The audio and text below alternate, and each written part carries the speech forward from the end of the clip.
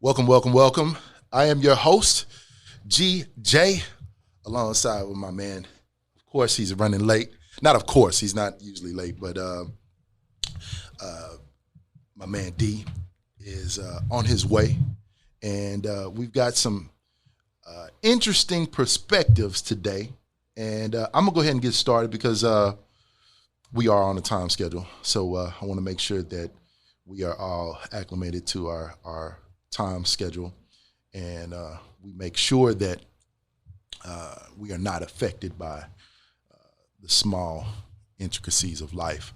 So without further ado, I hope that your week was as it should be.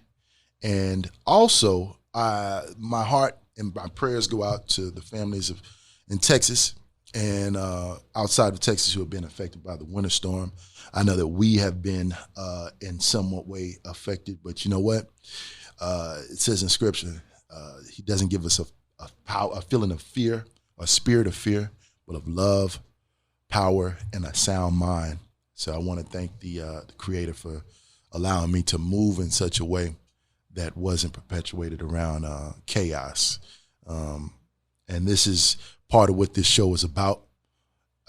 It's evident that there's a spirit that is moving amongst our men, and it's something that I kind of want to evaluate for not just today, but the times to come.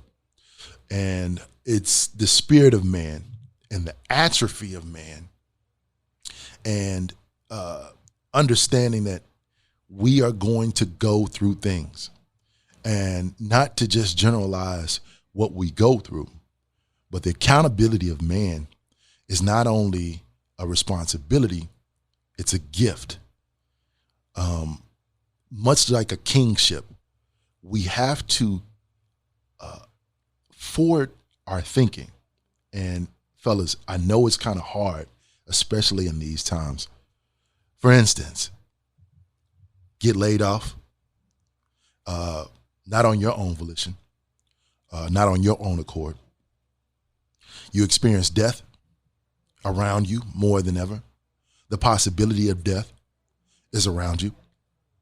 And then you have the insight in which you're supposed to live by, and the knowledge in which you're supposed to perpetuate as a man, that is sometimes convoluted by what we like to call, or what society likes to refer to as, the norms, right?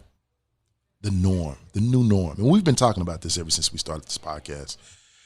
And knowing what we know today is still not enough. And when you're faced with these obstacles and these adversities, your motivation takes a back seat depending on how you look at it. And so when you look at these things, where is our muscle memory? Because if you don't use certain muscles in the body, if not all your muscles, what happens? You get atrophied, you get lethargic, and you start to compartmentalize your shortcomings. And then those shortcomings become, I hate to use this word, but the new norm. And so, fellas, I want to invite you to a community of thinkers. And keep in mind, fellas, Pop Says is here to perpetuate an idea and movement amongst those men who are ready to be accountable. There he is. Right? Oh, what you got in your hand, brother? There he is. Tell everybody what's up, man. What's up, man? JB. How y'all doing today? JB is in the building. Hey, look, man. So we've been kind of playing around with this idea, y'all. So just bear with us, and we're going to get this thing rolling, man, to where we're going to get some accountability. We're going to get some real Pop Says troopers, man. I'm looking for all my men that are ready to be accountable. Okay, and I'm going to keep on using that word, man, because it's very important. And the spirit of man which today's topic is the atrophy of man. A lot of times we like to lean on our own understanding. And I went through life, JB, you probably attest to this. I went through life thinking I could do it on my own, and was the perfect example of the atrophy of man, because I thought my stuff didn't stay. You know what I'm saying? Until I found myself surrounded in a cesspool. And that was all because of the atrophy of my spirit.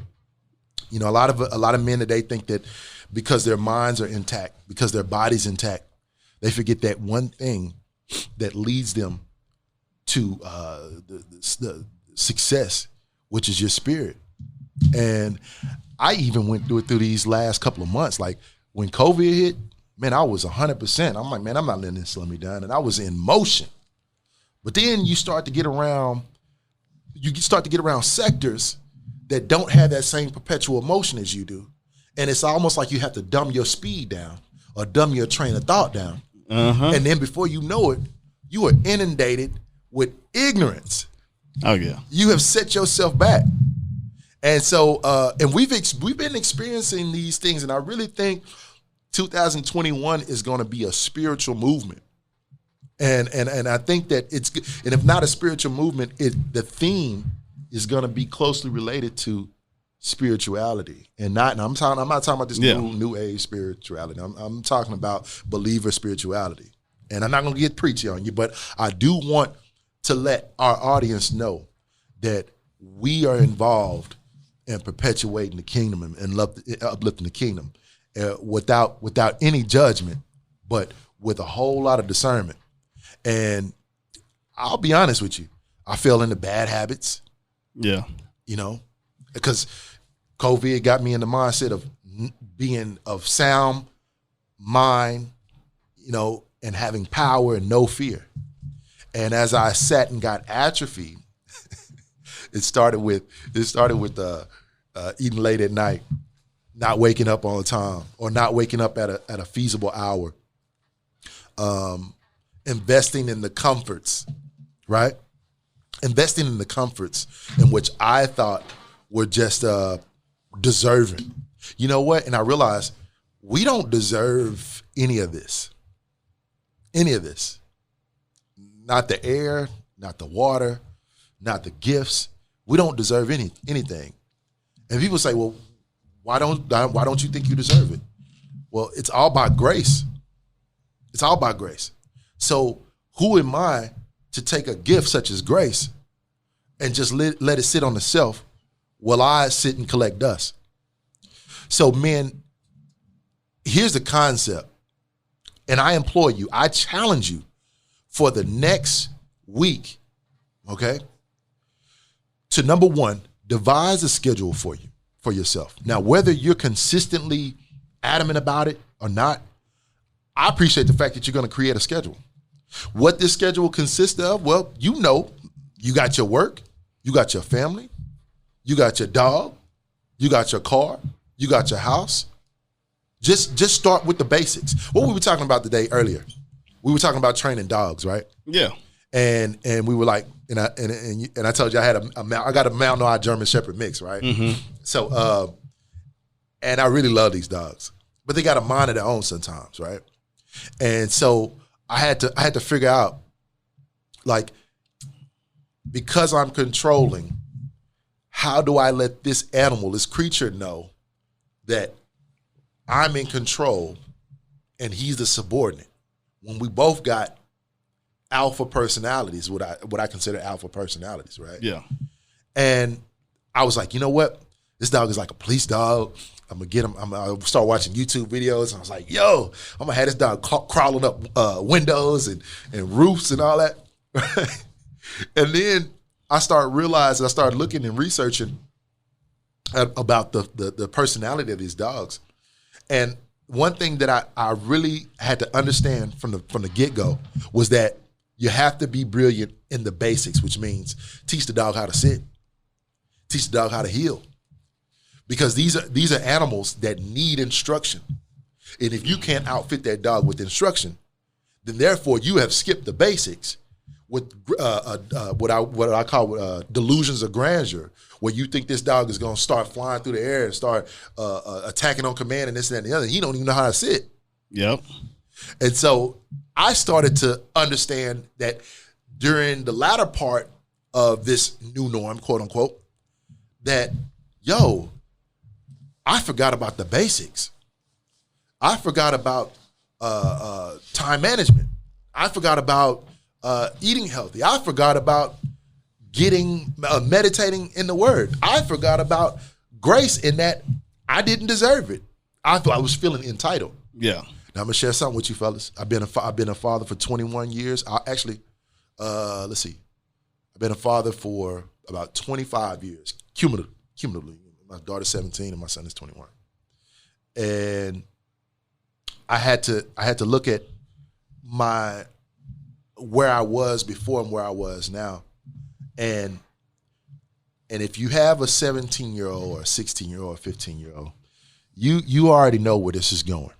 And I will tell you, it has been a struggle. It's been challenging. Let me just say that, okay?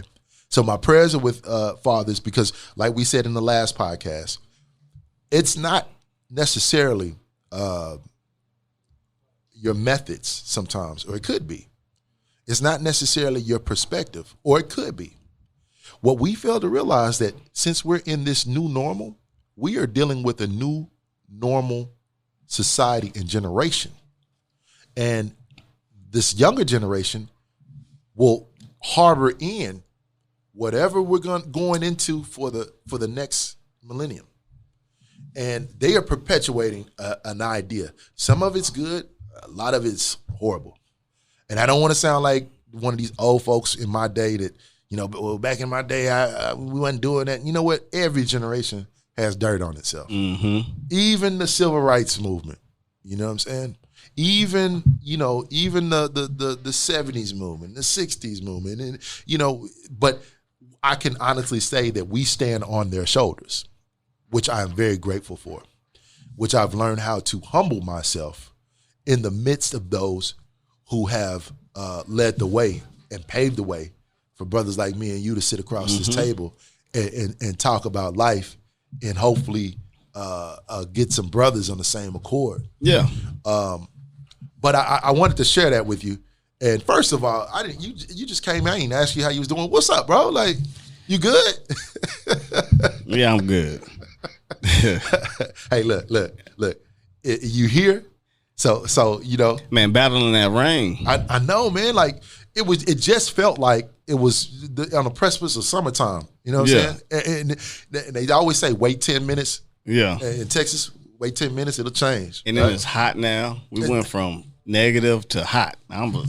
So look, if you coming down with the sniffles, if you coming down with the sneezes, don't rush and think that you got that vid, okay? But do go to the doctor. Do kind of watch out for yourself, please.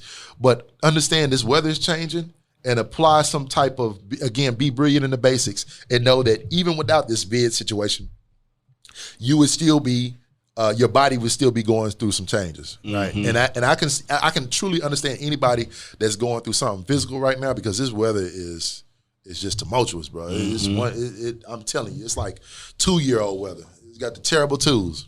You know what I'm saying?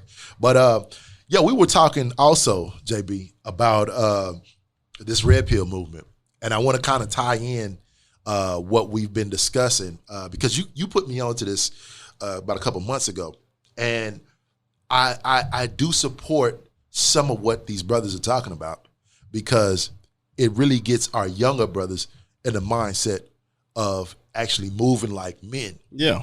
But in that, does being a bachelor, being single, being a part of that quote unquote single bachelor life, is that really part of being a man? I think that's what the problem in general with everything is that there's an order, I feel like, to the way life should cycle. So if you're a guy and you just wake up at 17 and choose never to marry, then at that point it's like, okay, well, what are you going to do for the rest of your life? Let's say you live to be 80. Mm-hmm. Are you going to no longer deal with women at all? Are you still dealing with women? Are you still texting them, writing them, conversating with them? Are you still interacting and engaging yourself with a woman? Because if you are, it always gets to a point to where one of them, if not all of them, one of them will say, I want something more. I like you a lot. I don't want to lose you. Right. So if something like that comes up, I'm pretty sure based on the red pill content I've listened to, I guess they would marry, maybe, I guess. But it seems like red pill is totally no marriage. And I guess there's blue pill, which I guess is marriage. And I think there's like purple pill, which is like both. And then I think there's like a pink pill, which is like interracial. So it's like, I just guess people are taking these pills. But to me, when you think about it, it would make sense that you could find a person, you could build a home, you can stop living in 2 apartments, you can have one place. All your money can go to one goal, which is whatever goal y'all have, right. And y'all can plan a future. And then if you have kids, set them up, and then now you got grandkids, and then great-grandkids, and you're dead. Right. That kind of carries you through the rest of your life. But if you don't do any of that, I guess the red pill question for me is, are you still dealing with women? That'd be. Okay. And then I think the flip side to it is, I don't think any guy understands a woman unless you're with one for a long period of time. So and here's the thing too. Are we teaching our young brothers how to, I guess, catch bait? Yeah, catch the prey. They basically, right? In a nutshell. But here's the thing: all these. I remember this going all the way back to when I was like, I had to think about it. When I really think about high school or middle school, if you really think about your first girlfriend, right? Usually there's really nothing wrong with them. When you really think about it, the innocence, the all the heartbreaking stuff hasn't kicked in. Right. But it seems like when I look back, they were always falling harder for us than we were falling, because most of us were just chasing something. Right. And the last thing we were thinking about at 15 is being tied down. Right. But at the same time, if you had a grown person's mentality at 15, you could probably look at most of those girls at that age and go, there's nothing wrong with them. But then she dates one guy that does her dirty at 15, another guy does her dirty at 17, another guy does her dirty at 19. And however that cycle plays out, right. Then you say, okay, now we have a 24-year-old that's wondering what's wrong with all these men, because every guy I tried to give myself to and be with and be committed to, something went wrong. And therefore she gets shell-shocked and traumatized from it. And she has a little PTSD, not a little, but a lot of PTSD. And the reverse, I think, happens for guys too in certain cases, but I just wasn't on that side of the guys. I was more of the heartbreaker. Right. So I can't say, but when I look back at it, there was really nothing wrong with any of them in the aspect of what they probably treated me like a good man, took care of me, things like that. I can say they all genuinely liked me. Because if that was the case, it was more me than it was them. And it probably would have been an investment all the way up until now. Right. And I'll be honest with you, I'm married to my high school sweetheart, but that doesn't mean that. That doesn't mean that I was just A1 with it, right? Yeah. And because we got married young. And we went to, as soon as we got married, we went straight to the Air Force and straight to Germany. And I'll tell you, I wasn't prepared at all. Yeah. We weren't prepared. And knowing what we know now, I'm glad we went through it. Yeah. Because it was an investment then. And I'm starting to see a return of investment now in us, right? But see, based on what you're saying, like if we take this conversation, you're dealing with what you're dealing with your daughter. Mm-hmm. I'm on the phone literally today with my daughter, talking to her about what do you think is the appropriate age for dating. She asked me, what do I think is the appropriate age for her to start dating? So we're in a conversation about it. I asked her, what does your mom think? Things like that. So as we're discussing this right now, and we're talking about being fathers, we have mothers listening. When you really think about it, at some point, this conversation is either you're going to have it or you're not, but it's gonna come up dating on some level. Whatever this thing is that happens around teenage years, it's gonna start coming out. So now if we're dealing with our kids, you know, the concept is what do you tell your child when it comes to dating? So literally for her, I just said, just be honest with me. Whatever you feel like you want to do, just be willing to talk to me about it. And my concept is courting. I think the young man should be willing to know that your parents will be involved in your dating. Okay. And he should be okay with that. If he's not okay with that, then yeah, I do have a problem with that. I second that. Man. I second that. You know, and here's the thing: when I approach my daughter, and we are talking about atrophy of men, this all ties in, and I'll explain even more. But as I was talking to my daughter, you don't realize that she is her own person, or I didn't. I failed to realize that she was her own person way before, you know. And then it got to where she got to 17. And I was like, okay, you're your own person. And it's like, no, Dad, I've been my own person. You know, I just came from you. So but then I told her, you know, I get that and I respect that. But just like we have to be under the rule of a king and and we have to obey the law of the land, so shall you have to abide by the law that I set in my kingdom. And the difference between me and the president is that I care about you. Yeah. I'm not going to lie to you. Exactly. I don't have a hidden agenda, right?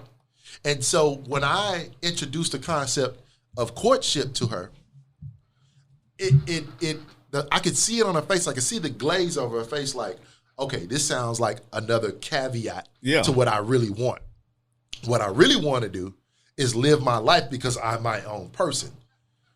And half of that's true. You are your own person, but you just can't operate as your own person in this space with certain agendas that we don't agree with. You know, I always give her the floor to challenge me in a respectful manner. You can debate. She was in youth and government, little debate sector in her school. So I enjoyed the fact that you can use your mind and use your intellect and use your rationale to create a viewpoint that I may not otherwise see. But just because I am giving you that right doesn't mean that the verdict is always going to swing your way. If in fact you have to give in order to get. Yeah. And the problem that we were having was she felt that because she was her own person, that meant that she was her own adult. In the state of Texas, sweetheart, you are right. 17 is the age of consent. 17 is considered to be an adult in Texas. But guess what? The loophole to that is that you're still under guardianship. And this is why people this is why kids, when they become celebrities and they make their own type of money, what do? They divorce their parents because they want to move on their own accord or their own volition, right? And I get that. Yeah. But in this situation, you have no claim in this world. You have no assets. You have no liabilities. Right? So you're still under provisions, and I'm not flexing my muscle at this time. I'm just trying to create a sound understanding to the position that she should be in at this particular moment. I'm not even keen on her dating or even courting. Yeah. But the middle ground to that is a courtship, because he has to show his worth. When I was in high school, my dad was the one person, and he was straight alpha. You know what I'm saying? Yeah. At one point, he was like, if you don't get it by the time you're 18, we going out, I'm buying you some. But then as he got older, you know, that old school mentality was like, okay, the sins of the father rest upon the son. Let me, you know, if my son is dating, where you taking her? Do you have money? You don't have a car. She has a car. She's picking you up. Don't have her waiting on you. Wait outside. You know what I'm saying? Don't have her go in her pocket. Get her home at the right time. Open the door. Call and check in with her mom. You know, it was steps to where it was like, do I want to be with this girl or not? Because that at 17 is a lot. That is a lot. You know what I'm saying? But how bad do I want to be with her? She didn't have anybody in her corner giving me those ultimatums. But I had my dad, and he loved my wife. You know, he loved Mom Says. And so without him, I wouldn't have. And also he provided an example because he had me when he was in college. He was in his third year at Prairie View as an engineer, a mechanical engineer, I believe, mechanical engineer, where he met my mom. Shout out to Mom and Dad. And he had me during that time. He was in his third year, didn't finish his fourth year because he took on the full responsibility of taking care of me. Now, looking back, I know that he was a young man. I know that he was in the world and doing his thing, you know, trying to find himself. Mm-hmm. But he was always there. I lived in Port Arthur with my grandmother. He lived in Houston. If I ever was in trouble, if there was ever a need for me to get reprimanded or just for him to pick me up, he was there. I can never say I was in a position of dad never picking me up. And I hear that amongst so many guys my age and even younger. Yeah.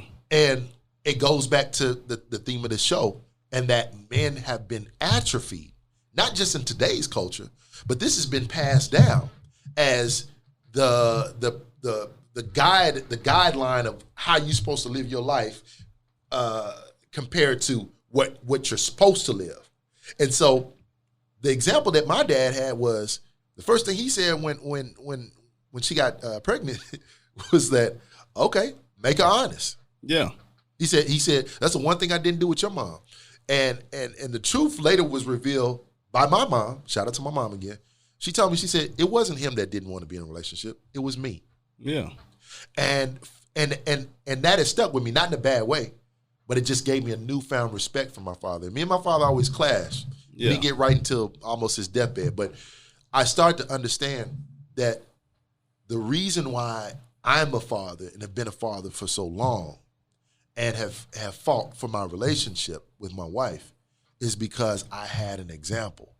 Yeah, but I think that goes back to the whole dynamic of all of this is that if a guy doesn't never marry, so what you learn from your wife as you go through your ups and downs, now that applies to your kids. Then because everything you're saying right now about the story is that my dad taught me certain things. Well, the more you understand it, the easier it is. Like, well, not that you, and also, and you're right, but he exemplified that. Yeah, you know what I'm saying? He actually, with not just his words, but his actions, I didn't catch on. It was like, yo, he was there. But that's what I'm saying. Okay. Like, if you take all of that, I'm saying with tying it all in is that if you connect red pill, you connect what your father did for you, you connect courtship, you connect dating. What I'm saying is when you look at marriage as a whole, it feels more like training or something. Because now that I'm 30, mid-30s, mm-hmm. when I talk to my kids about dating, shout out to all the 30-year-olds. I can now say, okay, my son, this is where I went wrong with dating at this age. Mm-hmm. What I also understand about women now from being married, what I understand about being just a man in general, how you should go into dating, how you should approach a woman, how you should do these things. I can set him off now at the level every little boy should be at and every little girl should be at when they decide to start dating. And I used to think that was the squarest concept ever. Like, who want to do that square, that square pants, you know what I'm saying, take your time. Who want to do that? And you young and you full of venom, know what I'm saying? And then you get to where we're at in life and it's like, if I was given a second chance, this is how I would do it. But you used the right word, venom. Uh-huh. Because now you see all the venom. Yeah. Now you see a bunch of bitter 20-year-olds, bitter 30-year-olds, bitter 40-year-olds, bitter 50-year-olds. Because to be honest, I think the number one thing probably on YouTube or the internet is the dating stuff. The dating coaches, the advice coaches. It's force-fed. So now if I'm 14, I don't know nothing. I can get on YouTube and listen to 700,000 people speak on what I should do when I'm dating. Who's right? And then when you look at the shows, the reward is that they get to get together and get it on, and that's way out of turn. Yeah, or just get on the app, swipe left, swipe right. Right. So there's no investment. There's no investment, and then all I hear on the back end is that there's just nothing but complaints. No one's happy. No one's married. It used to be normal where 40-year marriage, 80-year marriage or something. You know, you knew a lot of grandparents that got married at 14 and 15 and stuff like that. Oh, yeah, yeah. And then they're still together at 80. That doesn't even happen anymore. So whatever people are teaching, whether it's red pill or whatever it is, it's not actually getting people married. And then if it is, it's not keeping them married. And it's like an assortment of lifestyles. It's like when you go to the donut shop, you know what I'm saying? They got the coconut donut, they got the double chocolate donut, they got I'm getting hungry. They got the glazed donuts. You know what I'm saying? And it's like you can live your life any way you want to because there's an assortment of flavors. Yeah. Pick what you want. But you don't realize that you get about 12 of them donuts, you get a dozen of them donuts. Guess what?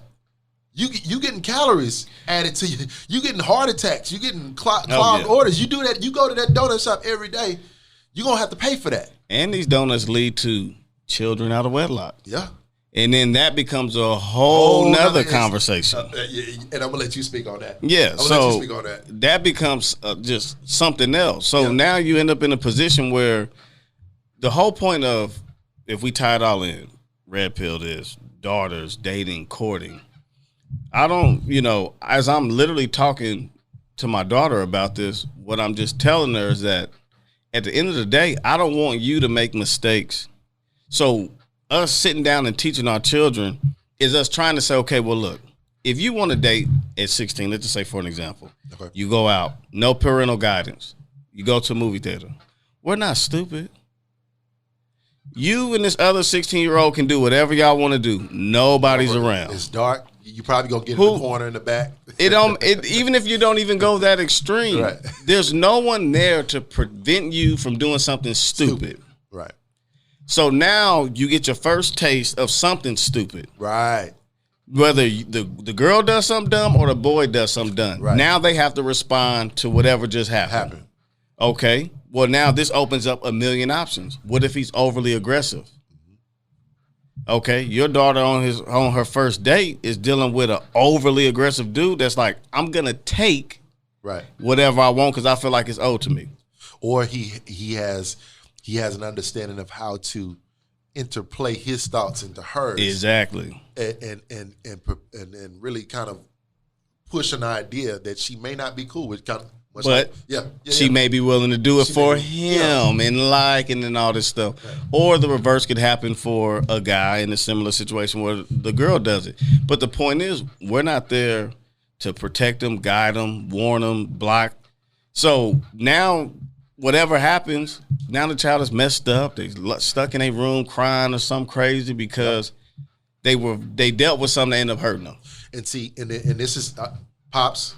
This is what I'm tying this back to the atrophy of us, because a lot of times we're atrophied in thinking that our children are more than what they are, and that's not, and kids, if you're listening, it's not like you guys aren't going to have a chance to grow up, and it's not like we're not going to let you go, but we understand the importance of guidance, and I think where we get lazy as fathers is that, especially with girls are real good at playing up to a father's emotion because they're usually the ones that get to break the barriers in fathers. I know my daughter had me thinking of other perspectives that I would not otherwise evaluate with my son. But I think marriage does the same thing. And marriage does the same thing.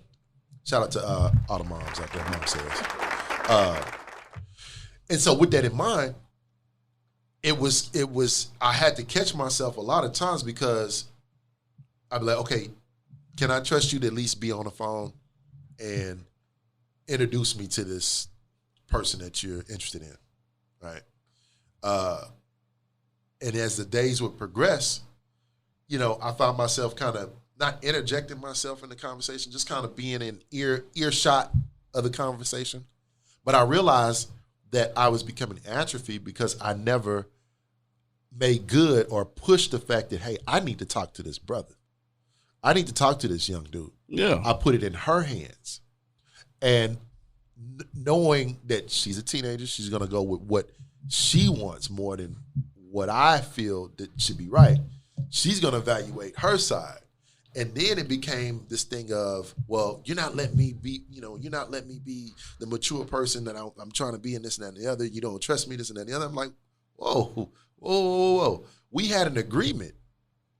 Now, I apologize for not being the warden and not holding my word to it. And I guess that's what I need to do. But by that time, she had already made up her mind. You see what I'm saying?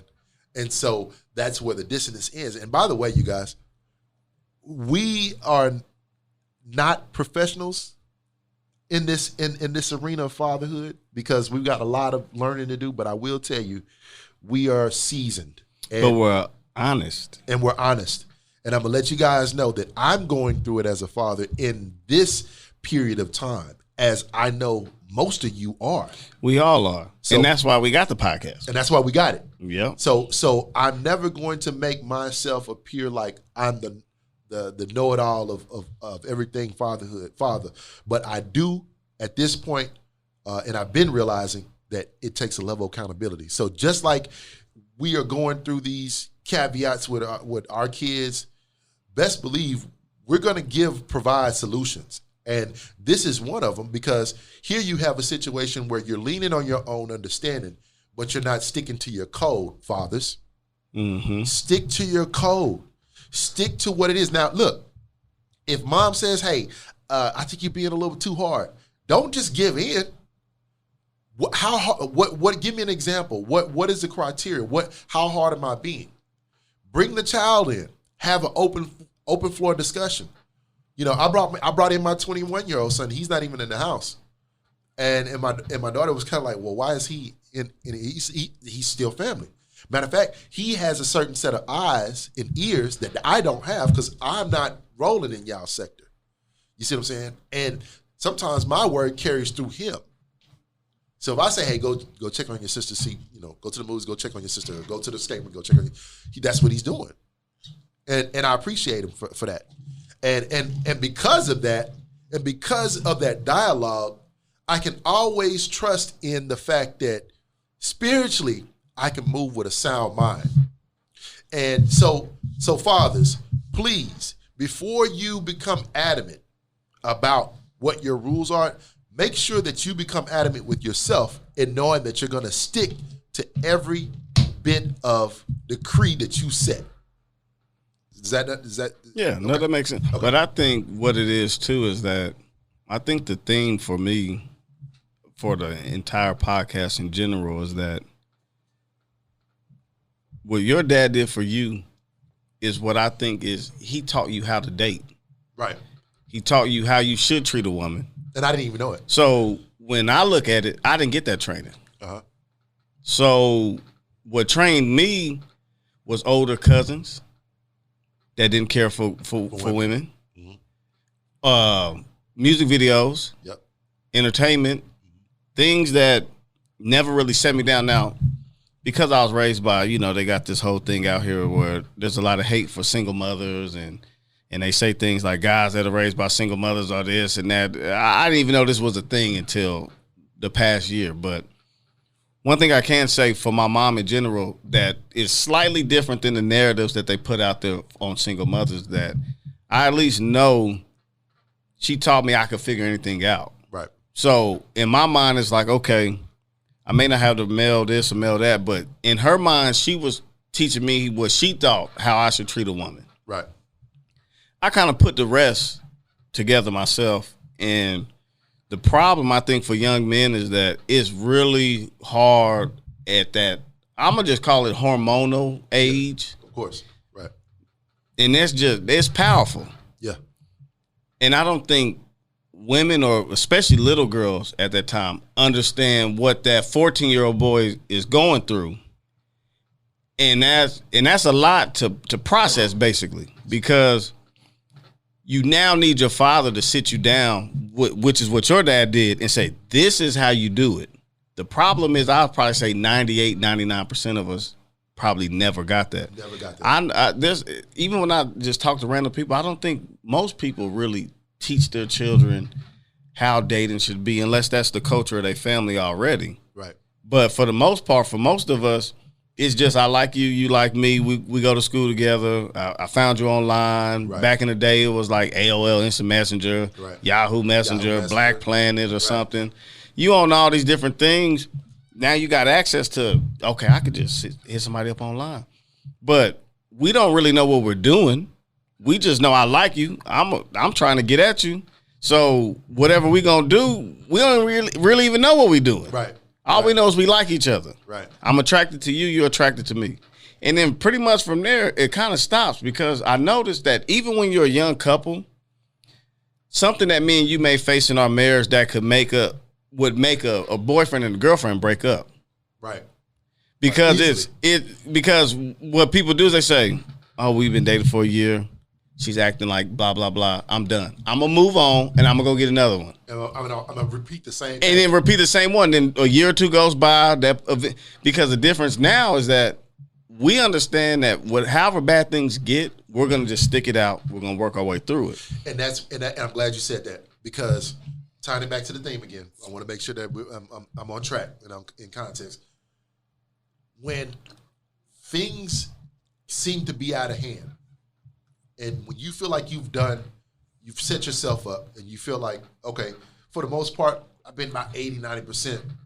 I should get some good residuals from it, and you don't. I know for me, I'm a planner. So my margin of error, I don't expect to be great. Yeah. You know what I'm saying? And then I admit I can be a little control freak. I can be a little controlling, right? Which I'm working on. But I also, in knowing that, when things don't go right, I've noticed that in my younger days, that it's almost like I end up sabotaging myself. It's kind of like when you're drawing and you're going good and the picture looks good, and then you mess up the eye. What's the first thing you do? You're erasing it. Yeah. Erase it, crumble it up. Well, in this life, we only have one sheet of paper. If our life was a sheet of paper, we only have one sheet of paper to create what the Creator has enforced through us and shown through us to create a beautiful picture.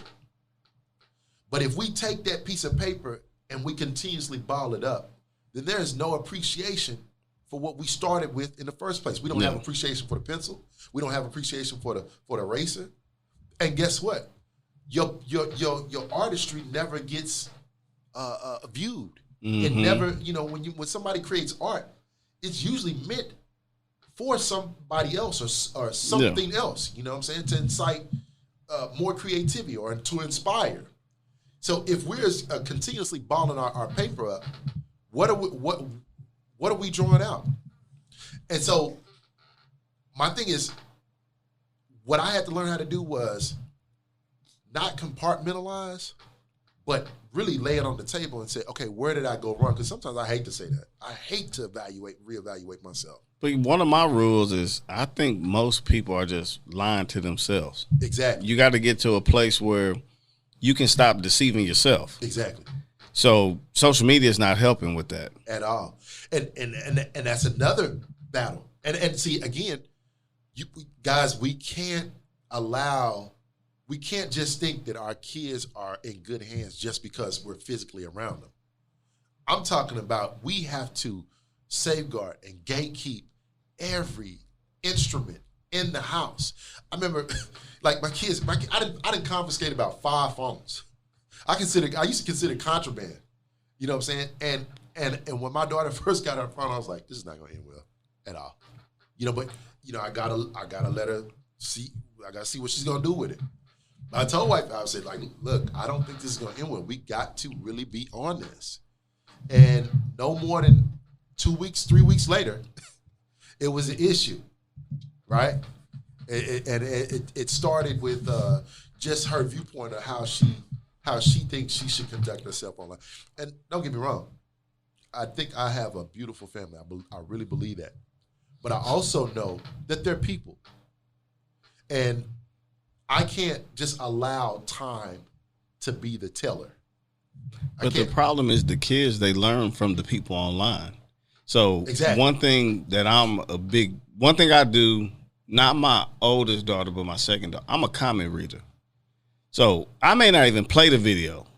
I just might read comments the whole time. Right. Well, I found out my second daughter is like that. Yeah. So the problem with that is, even when you read the comments, the problem with social media as a whole is it's everybody's opinions. So if the title of the video says red pill, why you should never get married. Right. If I go straight to the comment section, if there's 100 guys that agree with this, they're going to say why. Even if there's, 20 comments that disagree with it, then you click on that, and then there's another 90 comments of them arguing right. about the comment that he posted. Right. So if you're 15 and this is your first time getting full access to a social media profile and people are commenting on your pictures, yep. You're not getting the likes you think you should get. Right. You post a picture, you thought you was going to get 1,000 likes, you get 2. That's now messing with your psyche. And now they're learning their behavior from, well, what is everybody else doing on social media? So now they're just copying. Right. So and now you got a problem. And they lose themselves in the mix, and then they don't know who they are in the process. And then you looking at it like, I don't know who you are. But that's why you got to do things like what we talk about, what your dad did with dating. You got to coach your kids on social media, even showing them something like on Netflix, The Social Dilemma. Yeah, let them watch that before they get on social media. Well, you know what? The funny thing was, we were watching on HBO Max, Fake Famous. Haven't seen that one yet. Check it out. And what it was really an experiment. And it took. Oh, okay. Yeah, I know what you're talking about. It took a group of people, and they bought likes for them, and they put them in, and they related it to, I guess, their lifestyle and what they were trying to, get across to their audience. And there was one character who I thought was going to end. It was going to last the whole episode. And he realized, and you could tell that it was really messing with him. It was like really, really bothering him. And he was like, look, I can't continue to do this. Like, I am who I am, and if I, because at first he was like, I just want to be famous. I deserve to be famous. And I was like, okay, he might just drink the Kool-Aid all the way through the episode. But it was when and I think it was a spiritual thing for him too. The reckoning of who he was like, yo, I've got something to bring to this world. Like, and he was telling me, I think he was like a designer or a fashion designer or whatever. He made his own clothes. Like he brought something to the table, whereas these other people were just motivated to use the platform to get to where they want to go in accordance to their fame. And he started to realize, like, fame is not equity. You know what I'm saying? Fame is something, is really a liability. Yeah. You know what I'm saying? It's not. It comes at a cost. It comes at a cost. And he was like, I'd rather show the people who I am based off my own laurels, and I can be an example to somebody else. So, but he had to go through that process for him to realize that, okay, this ain't cool.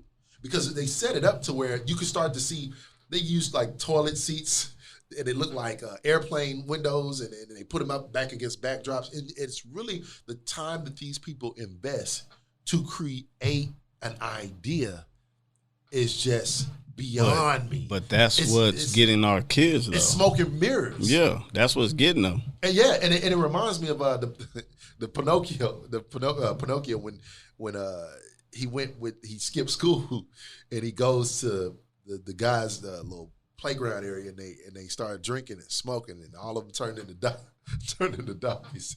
But it just that gave me a picture of how this youth is, where they're directed, and they looking like, and it's like they looking like a bunch of donkeys right now. You don't even know it. But the thing is, they don't look like it because everybody's donkeys. Everybody's a donkey. Everybody's a donkey. And when you flip it, now when you tie everything in, the responsibilities that we have to train and teach and make sure that our kids are aware of what they have to deal with. Like, I'm an expert on my generation. Right. because I lived it. New stuff pops up all the time. Generation like, X. Things pop up all the time I've never heard of, artists I've never heard of, shows. There's so much stuff that we've never heard of. Right. But to them, it's just normal. So if we're not taking the time to like invest into understanding what they're going through, the accountability, all these things are going to be for nothing. Because you can tell when your kid has a bad day. Right. But are you going to walk up to him and just say, hey, what's going on? Let me know. Talk to me. So if there's no open relationship between you and your child, you really don't have nothing. Right. Because they're going to just block you at every moment. And you can't teach a child that won't talk to you. Right. That ain't listening. So all this accountability and everything that we're doing still comes back to, I have to understand what you're dealing with, what you're about to deal with, and we got to get ahead of it. I can't start talking to you about dating at 17. I should have been talking to you about this at 14 or, so I can't start talking to you about marriage at 25. I should have been talking to you about this a long time ago. Right. And I think that's the problem, is that by the time we're ready to talk to them, we're already 2 or 3 years too late. And it's not about us being ready. It's when they're ready. It's when they're ready. And I brought up this example for my daughter with the courting. I said, look, if it gets to a point to where you're willing to break rules and laws to be with him, then we have a problem. Right. Because you are now willing to do something that puts you in danger. I'm not saying breaking the rule, your parents' rule, but we don't know this guy. Right. So if something bad does happen, you were willing to lie. Just, I'm going over grandma's when you know you about to leave grandma. Your friend's going to pick you up from grandma's and y'all going to roll out. We know the tricks. Yep. I used to do them all the time. But the fact that my you're parents the wrong work schedule. Oh yeah, line. I gotta go in today. You ain't going in, but you're willing to do that today. So now that puts you in a position where we don't really know where you're at. Right. And if this person is a good person, they'll take care of you. Right. But what if he's not? We hear all the time about victims and deaths and murders and people thrown in the. And all we're hoping is that's not our child. Right. But if it could. Right. And if you're willing to go that far for this person, then now I know, just be honest with me and just let me know that, because I'm going to find out. Right. But at least let me know what's going on, because maybe we can make the situation where I just told my daughter, don't sneak. Right. If you like him that much, bring him to the table. Then bring him to the house. Right. Bring him over. Right. Don't run and just be all in his world and doing whatever he want to do. Right. Bring him over here. And here's the takeaway. I want to go because we only got maybe a couple minutes left. Yeah. And we appreciate y'all for tuning in to us. Here's the Pop says takeaway, fathers. Okay. I implore you, I challenge y'all for the next week, and I said this before, to step out of your norm, step out of what you see. And it might surprise you, okay? When you ask your child, what do you know about dating? What do you expect from us when it comes to dating? Ask your children the questions you probably don't want to have the answers to, but should be talking about at this time. And understand that there's a middle ground. Fathers with, and I know this was kind of for fathers with daughters, it was kind of centered around that. So if you have daughters, right? I don't care if they're 7, 8, 9, 10, 15, 20. If they are interested in the opposite sex, that is the time to open dialogue. Now, I was going to say, well, that, and how many times have we seen a 5-year-old in kindergarten got a boyfriend already? Got a boyfriend. It happens all the time. First thing women ask little girls, you got a boyfriend? It happens all the time. You got a girlfriend? Yeah. That's one of the first questions we like to ask. And so we're already getting their thoughts in tune with, okay, this is normal. Because just like we were talking about when we were young, your cousins push you in a position and you're like, if you don't come back with, you know what I'm saying? Yeah. If we smell your finger, they don't smell it right. If it's smelling like it came in, look, you get to sit back in. Like, we have to understand that these norms are really counterproductive. And so, fathers, I implore you to have conversations with your daughters that take you out of your normal comfort. Because if you don't, you will be atrophied in your own timeline. You will be lethargic in your own timetable. And by the time you get ready to ask these questions, it'll be too late. But I also want to throw in there, we got to have the same energy for our sons, because to me, I only got one boy.